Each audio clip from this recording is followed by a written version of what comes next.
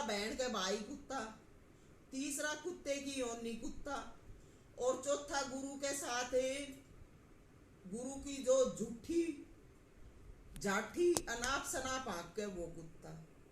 तो आजकल तो शिष्य नहीं कुत्ते कुत्ते फिर रहे हैं। तो ऐसे जब वे कुत्ता बुद्धि के लोग गुरुओं के साथ रहते हैं, जिनको साच का झूठ का ज्ञान नहीं है, तो वो हमारी क्या मदद करेंगे, उनका क्या सत्संग है और हम उनसे क्या आस रखते हैं। जिनके सब परिवार ही आश्रमों में आके पलते हैं, वो लोग भला क्या संत बनेंगे, उनसे जीवन की क्या अपेक्षा कर सकते हैं हम क्या। और जो गुरु उम्र के हिसाब से सन्यासी होने चाहिए थे, आज के युग में जवान जवान लड़कियों को लेकर घूम रहे हैं। बुढ़ापे में जवान जवान लड़की मिल जाए पैसे में, तो ऐसे गुरुओं को शिष्या की, अच्छे शिष्य की क्या जरूरत है।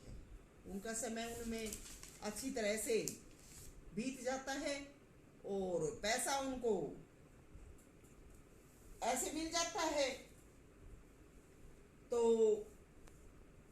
उन गुरुओं की क्या क्या उनकी महिमा है और क्या उनकी करनी कहनी है क्या। ये ऐसी ऐसी औरतें गुरुओं से मिलके बच्चे पैदा कर लेती हैं और पतियों को तो शादी तो करवा लेती हैं, पति को साथ में नहीं रखती, उन पतियों को भी छोड़ देती हैं। तो क्या कैसे कह सकते हैं ये बच्चा किसका होगा। ये क्या ये बच्चे जो ऐसा करती हैं ये उनके पतियों के बच्चे होते हैं क्या। जो बच्चे अपने माता पिता का प्यार, बच्चों में मोह नहीं होता, बच्चे साफ दिल के होते हैं जो अपने माता पिता से प्यार नहीं करते हैं। और ऐसे ऐसे जो बच्चे पढ़ते हैं बढ़ते हैं, ऐसों के जो उंगल में फंस जाते हैं, क्या वो बच्चे सच्चाई से पैदा किए गए। तो ये गुरु ये भी नहीं पता ये बच्चे किसके होते हैं, गुरु के होते हैं या इनके अपने और दूसरे गुरु बना रखे उनके होते हैं।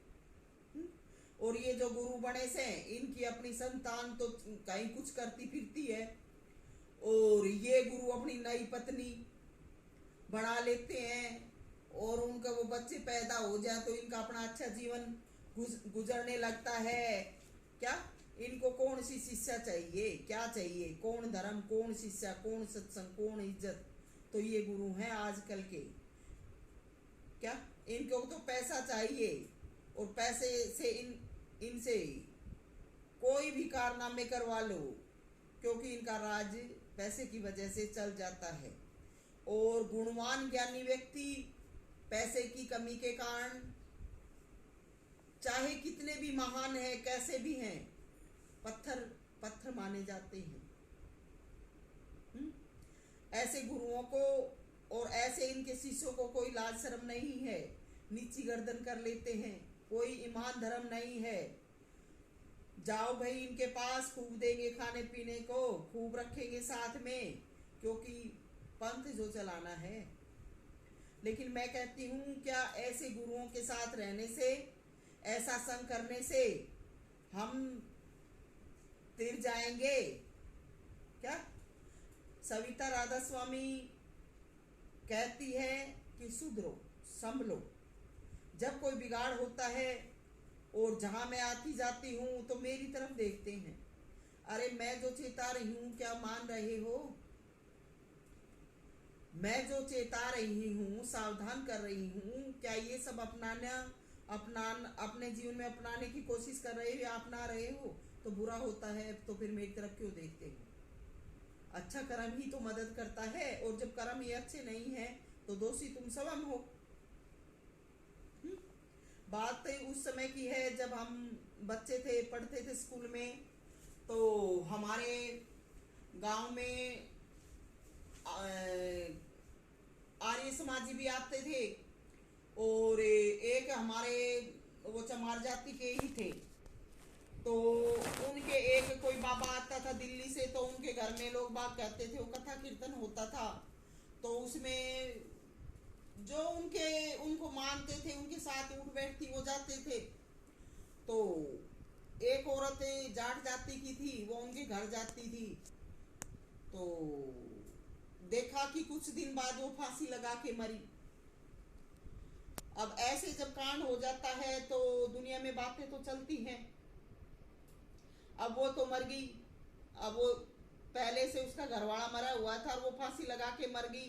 देखो ये सत्संगों की क्या शिक्षा है कि जिस औरत का आदमी पहले से मरा हुआ है और वो औरत अपने बच्चों को छोड़कर उसने फांसी लगा ली, इसका मतलब उस औरत पर कोई गलत प्रेशर या दबाव पड़ा होगा जो मजबूर होकर ऐसा करने के लिए ऐसा कर चुकी।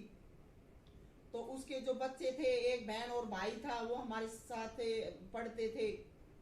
तो वो लड़की जिसकी वो माँ गुजरी थी वो चौथी पांचवी में थी उन दिनों में।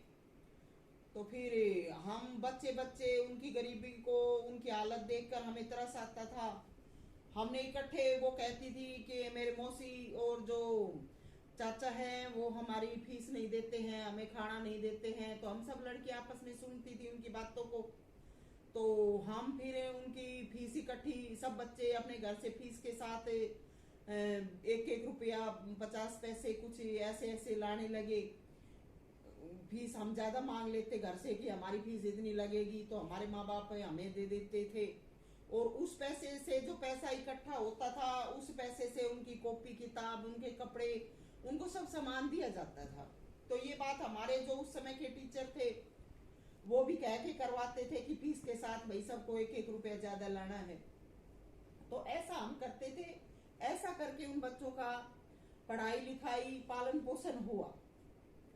तो उन दिनों में तो हमने देखा कि इन शिक्षाओं का ये हाल था।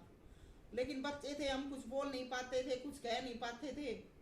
उस समय हमारे जब हम पढ़ते थे, हमारा पीटी का पीरियड होता था या रेसिस होती थी, तो हम सब बहन भाई, हमारा लड़के लड़कियों का इकट्ठा स्कूल था, बहन भाई इकट्ठे बैठते थे। तो गांव था, गांव के स्कूल में बच्चों में इस प्रकार की बातें चल जाती हैं जो भी घटना होती हैं। तो उन बच्चों में एक तो गजराज था, सन ऑफ पारसराम, और एक अनिल था सन ऑफ माता दीन, तेजेंद्र था सन ऑफ मूंगाराम, बनी सिंह ईश्वर सिंह का था, एक आनंद था, शेर सिंह था उसके पिता का नाम, या सज्जन सिंह था। और भी थे, 5-6 थे जो कि पढ़ाई में कमजोर थे, लेकिन ऐसी ऐसी खबरें देने में और ऐसी बातें करने में बहुत ही होशियार थे। तो इस प्रकार की बात चल जाती थी, तो काफी बहस होती थी। तो एक दिन वो कहने लगे लड़के, वो पड़ोस की लड़कियां थी, उनसे कहने लगे कि उनके वो बाबा आता है तो पता है वो क्या नाम देता है। तो हम सब बैठे थे, सभी हंसने लगी कि भाई तुम बताओ क्या नाम देता है, हमें तो नहीं पता। तो वो निकम्मे थे, शरारती थे, कहने लगे कि वो जो इनका बाबा है ना, वो इनके मुंह में थूकता है और कान में मूतता है। बोला ये नाम देते हैं। अब हम बच्चे थे, हम खूब हंसे। हर रोज ये हमारी क्लास में जिक्र चलता, तो इसी बात पे आके बात रुक जाती। दूसरा, उन दिनों में जो आर्य समाज आया हुआ था वो अपनी शिक्षाओं का प्रचार प्रसार कर रहा था। तो वो कहते थे, वो आर्य समाजी थे कि उन्होंने एक अपना वो गीत गाना सा बना रखा था कि ससुराल में 4 चांद लाओ बेटी, खुशी खुशी अपने घर जाओ बेटी। तो उन्होंने लिखा था कि घर में जो अतिथि आना है, ऋषियों ने देवता माना है, उसको भी खाना खिलाओ बेटी, ससुराल में 4 चांद लाओ बेटी। आगे लिखा था कि इन संतों के सत्संगों से, इन साधु ऊत लफंगों से खुद बचना और बचाओ बेटी। तो हम सोचते थे कि सत्संग क्या होता है, देखेंगे देखेंगे। तो जब हमारा उम्र का बढ़ाव हुआ और जब हम भी समाज में नागरिक के रूप में हुए, हमारी जब ड्यूटी हमारे कंधों पर पड़ी, तो हम भी सत्संग को आजमाने के लिए गए थे। तो हमने भी सत्संग को अपनाया। तो ऐसी ऐसी बातें हो जाती थी उन दिनों में भी। मेरी बड़ी बहन थी, वो एक दिन मेरे से कहने लगी कि हमारी छोटे वाली बहन ने नाम ले लिया था, तो वो बड़े वाली भी एक दिन सत्संग में गई थी, तो वो कहने लगी गुरु क्या कहता है, काम क्रोध लो मोह अहंकार ये छोड़ दो। अब उसने वो एक ही बात पकड़ ली बस, बोली मैं तो सुनाई सत्संग, बस अब मैं तो जाऊं नहीं, मैं तो यही बात बोले अखबार में पेपर में या दूसरे कहते हैं यही बात सत्संग में थी। मैं हंसने लगी, ठीक है भाई। तो फिर वो मेरी बहन कहने लगी कि वो भी तू बता क्या होता है नाम। मैं मैं कहने लगी भाई मेरे मेरे को क्या पता, मैं तो अभी सत्संग में नहीं गई, लेकिन हमारी क्लास में जो बच्चे होते थे वो तो ये कहते थे कि जो बाबा होते हैं मुंह में थूकते हैं और कान में मूतते हैं। वो सब पाट पाट के पड़े कि बोले भाई ऐसा, बोले कि ये नाम होता है। मैंने कहा भाई बच्चे तो ऐसे कहते थे उस समय, अब हमें तो नहीं पता क्या नाम होता है, तो मैं भी यही देखने गई थी। तो जो कुछ बातें बताई